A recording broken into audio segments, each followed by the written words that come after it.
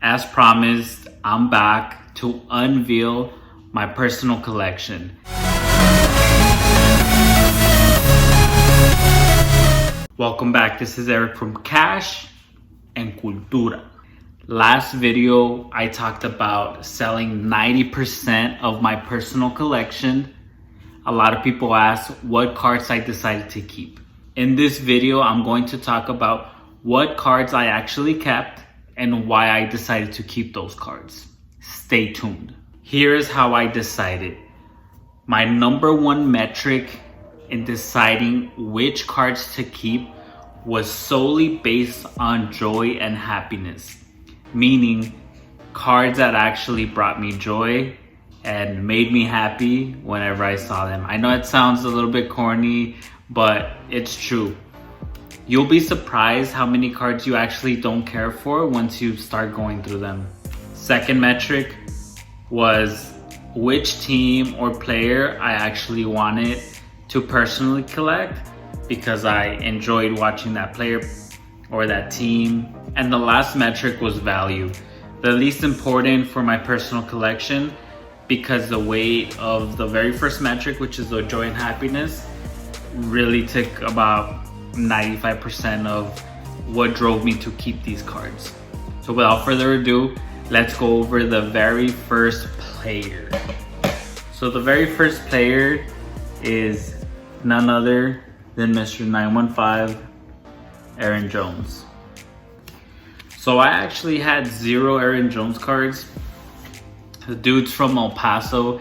He's super likable. He went to high school here. He went to local college, UTEP, and he balled out. He got picked up by the Packers and he's been balling ever since. And you know, he's basically a hometown hero. A lot of kids look up to him. He does a lot of great stuff for the community. So I thought to myself, why don't I have any Aaron Jones cards? I posted that on Twitter and I ended up getting a lot of racks, random acts of kindness. People send me some free cards, so that's how amazing this community is. And they ended up sending me this one. Was sent to me from a blaster I sold someone at cost, and then they sent me this back. And they sent me some Donruss rookie cards, and then I got this super sick autograph card.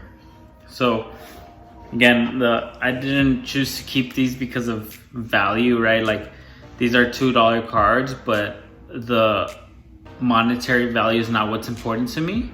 It's the intrinsic value that I care about, right? Someone sent these over to me because they cared, they wanted to do something nice for me, and that means a lot.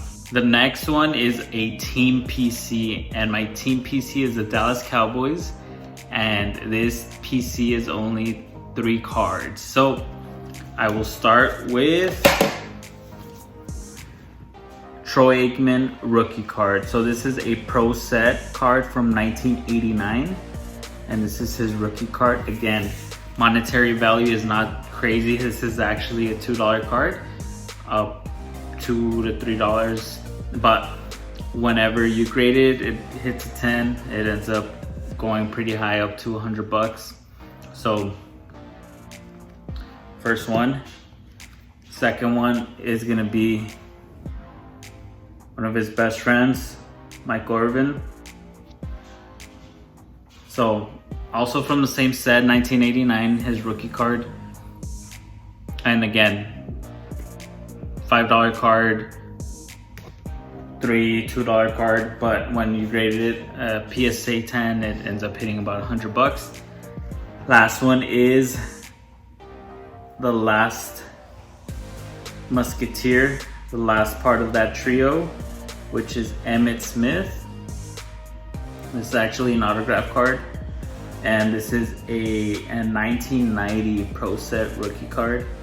So this one without an autograph is same, $5 graded.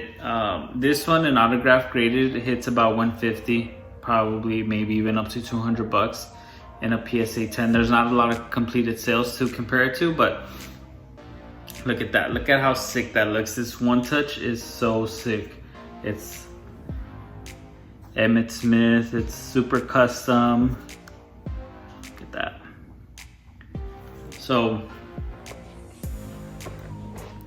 again, my personal collection has nothing to do with monetary value. If for whatever reason I fell on hard times, I could sell it, right? And I could make some decent money, but I don't plan on selling these. This is something these are some cards that I plan to keep because they actually mean something to me.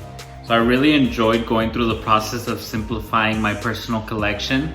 I learned that having less is actually more in a weird way, because you appreciate a lot more the cards that you end up keeping, and you become more particular about the cards that you want to set aside and keep for your personal collection. And it makes the ripping a lot more meaningful, especially when you land those hits that are, you know for a fact, hey, that's an Aaron Jones card. Hey, that's a Dallas Cowboys card that I want to keep, right? I have a similar approach to my basketball collection, but my basketball collection is quite larger, and I am going to make a video unveiling and going over that. I'm going to divide it into parts because the personal collection is quite big. So make sure you watch out for that. The one thing that you do need to watch out for is our giveaways. We are going to have some insane giveaways. They will be on Twitter. So follow us, Cash and Cultura on Twitter, and make sure that you participate. I want all of my YouTube friends to walk away with some free cards. Thank you very much for tuning in.